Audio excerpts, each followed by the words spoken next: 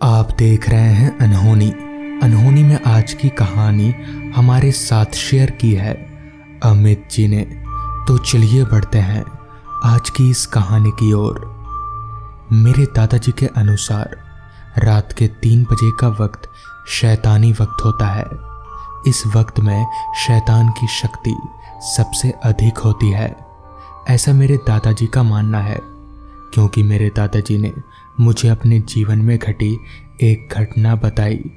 उस घटना को सुनकर मैं भी भूत प्रेत इन सब बातों पर विश्वास करने लगा। दरअसल मेरे दादाजी के साथ ये घटना आज से 40 साल पहले घटी थी।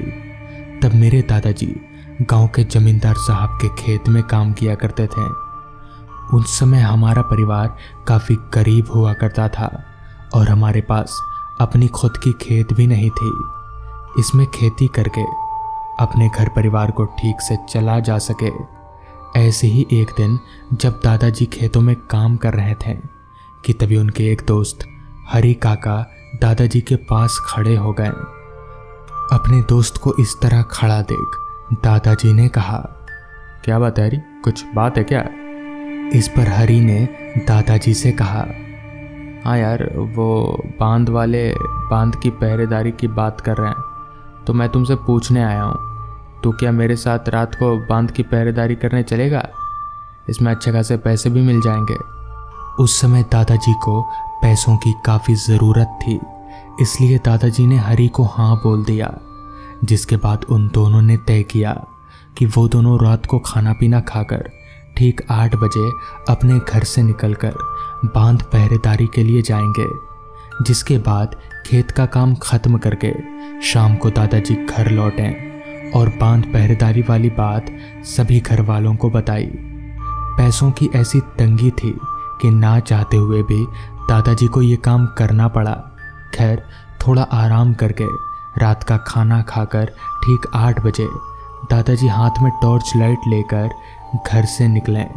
उस समय हमारे गांव में बिजली की कोई सुविधा नहीं हुआ करती थी और लोग अंधेरा होने के बाद घर से कभी बाहर नहीं निकलते थे, जिस कारण बाहर निकलते ही दादाजी को दूर दूर तक सिर्फ पसरा सन्नाटा ही दिखाई पड़ रहा था। अंधेरा भी पूरे माहौल में इस तरह छाया हुआ था कि मानो किसी ने पूरे माहौल को काले रंग के चादर से ढक दिया हो। हर वक्त देना दादाजी टॉर्च की लाइट को अपने दोस्त हरी के घर की तरफ आगे बढ़ने लगे। हरी का घर बांध के रास्ते पर ही पड़ता था और दादाजी के घर से ज़्यादा दूर भी नहीं था। तो कुछ देर पैदल चलने के बाद दादाजी हरी के घर पहुंच गए और बाहर से आवाज़ लगाकर हरी को बुलाने लगे। हरी भी मानो दादाजी की आवाज़ का ही इंतज़ार कर रहा हो। दादाजी की आवाज़ लगाते ही हरी अपने हाथ में खुद की टॉर्च लाइट लेकर बाहर निकला और दादाजी को चल बोलकर आगे बढ़ने लगा। दादाजी अभी चलने लगे। गांव से बांध थोड़ी दूरी पर था, मगर अंधकार में ये थोड़ी सी भी दूरी काफ़ी दूर मालूम पड़ रही थी। सन्नाटा तो पूरे इलाके में इस कदर पसरा हुआ था कि काफ़ी किलोमीटर दूर रेल पटरी पर चल रहे ट्रेन की आवाज़ दादाजी को साफ साफ सुनाई पड़ रही थी। मौसम भी ठंडा होने के कारण कोहरे ने भी वातावरण में अपनी पकड़ जमा रखी थी। घने अंधेरे में पहले कोहरे पर पड़ रही दादाजी की टॉर्च की रोशनी सफ़ेद बर्फ के समान मालूम पड़ रही थी। खैर, कुछ देर अंधेरे में पहले कोहरे को चीरते हुए सन्नाटे में आगे बढ़ने के बाद दादाजी और उनके दोस्त हरी बांध पर पहुँचे। तो बांध पर पहुँचते ही वहाँ का माहौल और भी ज़्यादा अंधेरे में डूबा हुआ था। बस सन्नाटे को तोड़ती हुई पानी की आवाज़ आ रही थी। दरअसल बांध मतलब वो नहर जिसको खेती के लिए यूज किया जाता है।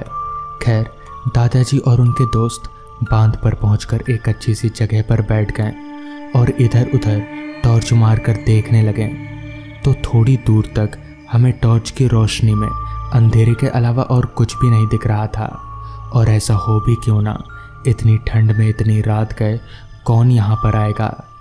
इस पर मैंने हरी से कहा, हरी एक काम करते हैं, मैं कुछ देर सो जाता हूँ, तब तक तू पहरेदारी कर, फिर मेरे उठते ही तू सो जाना, मैं पहरेदारी करूँगा।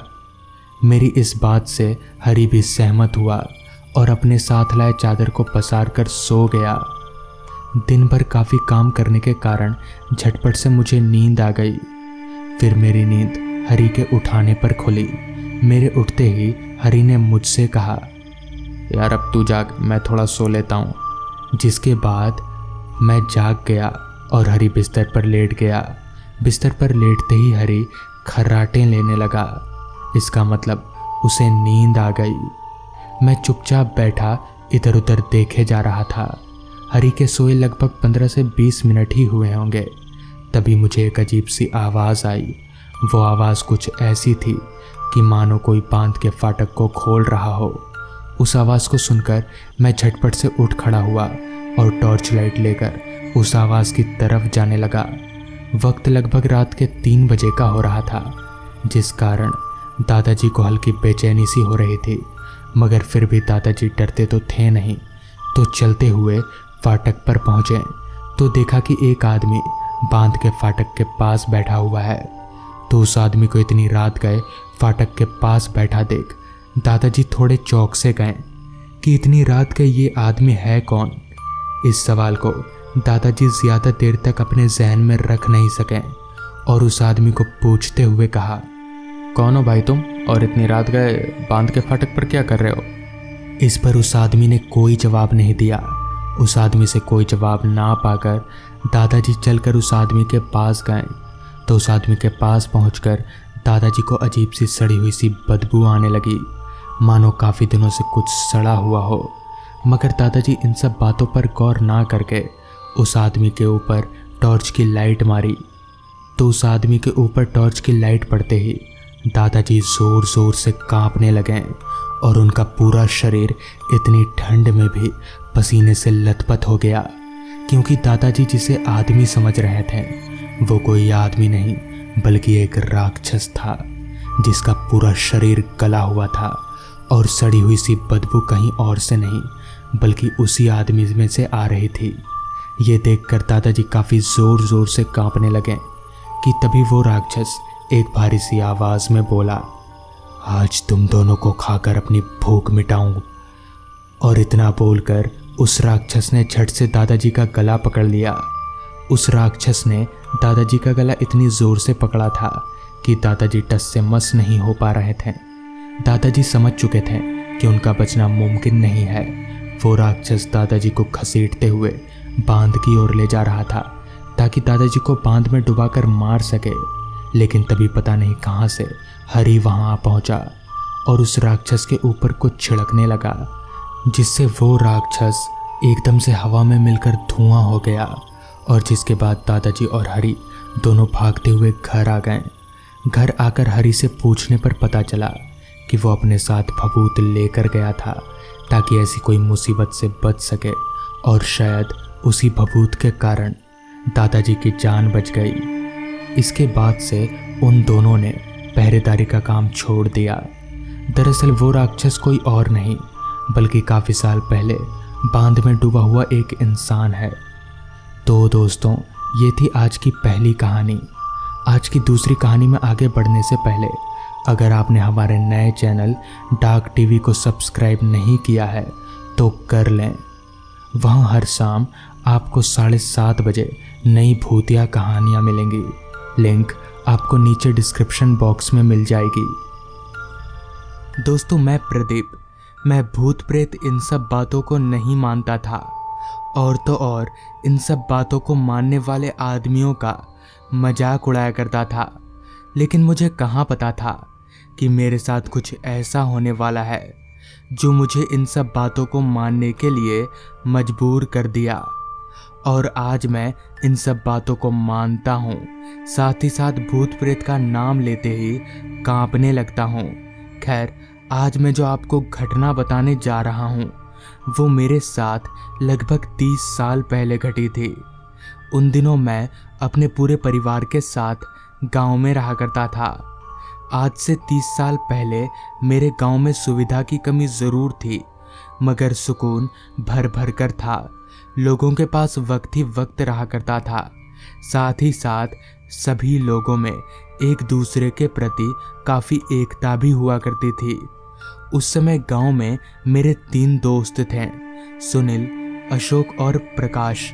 हम तीनों दोस्त दिन भर अपने कामों को करते और शाम होते ही गांव के चौक पर इकट्ठा होकर बातें करते। हम चारों दोस्तों में मैं और प्रकाश, हम दोनों भूत प्रेत इन सब बातों को नहीं मानते थे, मगर सुनील और अशोक इन सब बातों को काफ़ी मानते थे। उनका मानना था कि इस दुनिया में भूत प्रेत होते हैं और हम इस बात को लेकर उनका काफ़ी मजाक उड़ाया करते थे। खैर, हुआ कुछ यूं था कि हर शाम की तरह ही उस शाम भी हम 4 दोस्त गांव के चौपाल पर बैठकर बातें कर रहे थे कि तभी प्रकाश का छोटा भाई भागता हुआ हमारे पास आया और बोला, भैया जल्दी चलिए, वो लालू काका अब इस दुनिया में नहीं रहे। प्रकाश के भाई से ये बात सुनकर हम चारों झट से उठ खड़े हुए। लालू काका हमारे ही गांव में रहने वाले काफ़ी भले इंसान थे, जिनका घर प्रकाश के घर के पास में था। मगर लालू काका तो अभी ठीक थे, तो फिर अचानक ये सब हुआ तो हुआ कैसे? जिसके बाद हम चारों भागकर लालू काका के घर के पास पहुंचे तो वहां जाकर पता चला कि उनकी मृत्यु हार्ट अटैक से हुई है। हमारे साथ साथ वहां गांव के काफ़ी सारे लोग भी थे। सभी लोग आपस में बातें कर रहे थे कि अब क्या होगा। लालू काका के घर वाले तो 2 दिनों के लिए दूसरे गांव अपने रिश्तेदार के घर गए हुए हैं। सभी लोगों के मुंह से एक ही बात सुनकर मैंने कहा, लालू काका का देह संस्कार उनके घर वालों के आने के बाद ही होगा। आपसे मैं कोई जानता है कि उनके घर वाले अभी कहाँ हैं? तो जाकर उनको बुला लाइए। मेरी बात खत्म होते ही गांव के एक आदमी ने कहा, वो तो ठीक है, मैं जानता हूँ, बुला लाऊंगा, मगर उनके आते आते तो सुबह हो जाएगी और आज रात लालू काका के शव के पास कौन रुकेगा? हाँ, ये बात तो सोचने लायक थी कि शव के पास कौन रुकेगा। शव को ऐसे अकेला भी नहीं छोड़ सकते। रात लालू काका के शव के साथ रुकने के लिए कोई भी तैयार नहीं हुआ।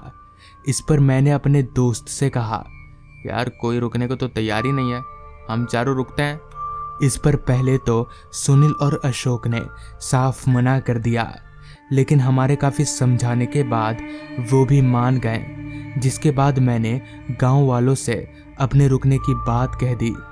अजीब तो मुझे भी लग रहा था कि एक लाश के साथ रात गुजारना यानी कि काफ़ी अजीब बात। खैर, मैं डरता तो था नहीं, जिस कारण मैंने इस बात पर उतना गौर नहीं किया।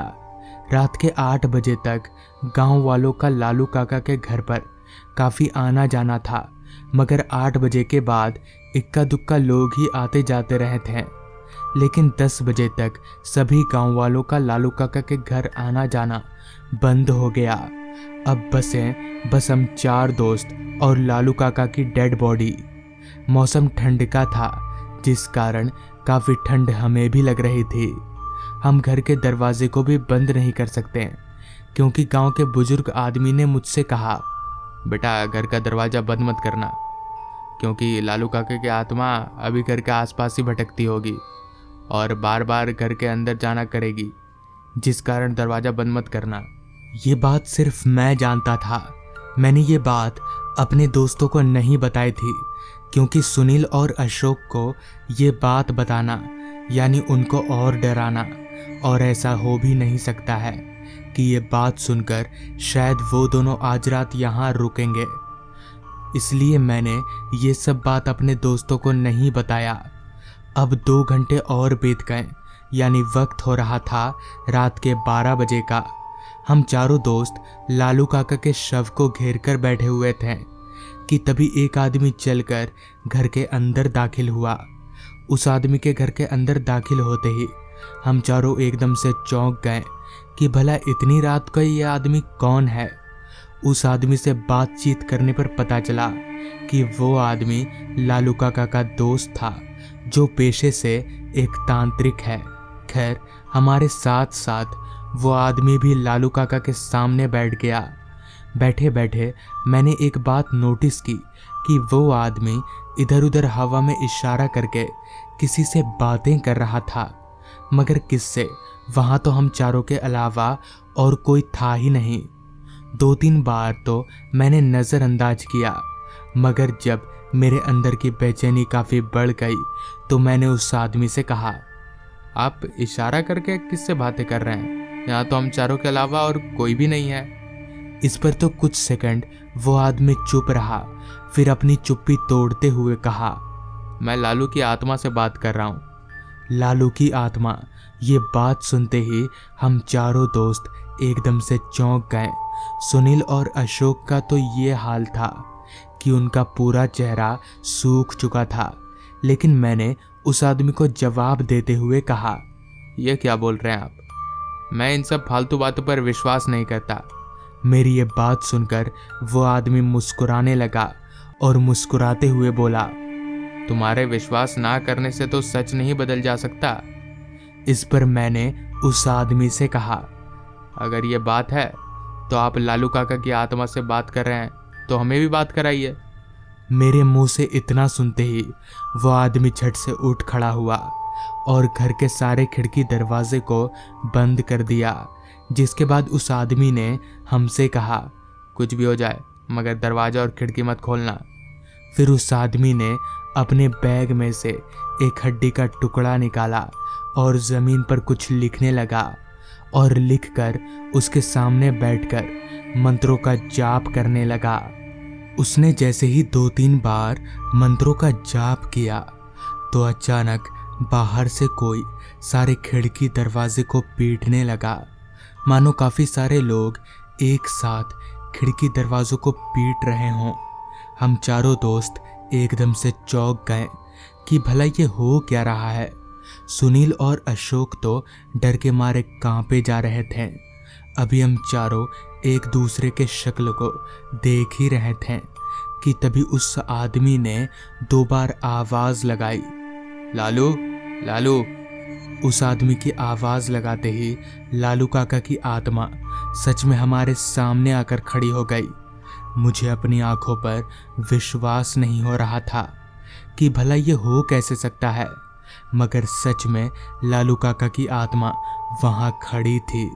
लेकिन अब लालू काका का पूरा चेहरा बदल चुका था और उनकी आंखें लाल चमक रही थी और उनके शरीर के आर पार भी दिखाई पड़ रहा था, मानो वो एक हवा हो।